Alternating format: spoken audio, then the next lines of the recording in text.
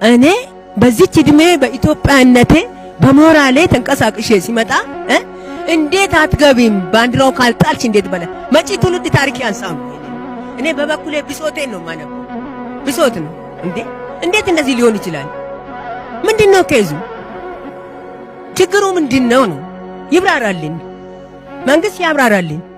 ምንድነው ችግሩ? ሰፈሬ ካሳንቺስ ነው ብያለሁ።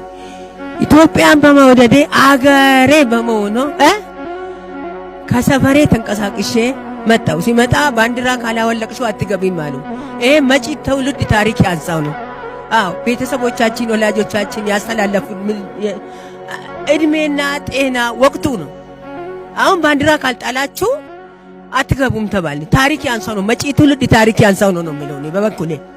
አዎ በዚች እድሜ ሞራሌ ተንቀሳቅሶ በደስታ መካፈል ሲመጣ እንዴት ይከለከላሉ? እንዴት ባንዲራ ይጣላል?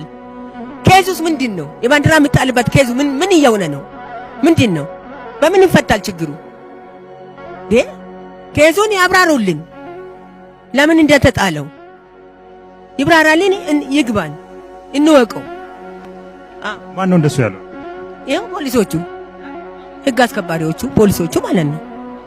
ፖሊሶች ናቸው አለኝ። ይሄው እዚህ ባንዲራ ይጣል ጣይ። እዚህም ያለው ጆሮዬ ላይ ያለንም ጣይ ነው ያሉኝ። አልጥልም። የስንተኛ ጊዜ ነው አድዋ? እንግዲህ መቼስ እኔ ነገርኩ 88 ነው እድሜ ብያለሁ። እንግዲህ በዚህ ላይ ምን ያህል አድዋ ድል እንደሚከበረው ወቀው አንተ ራስህ። ስለዚህ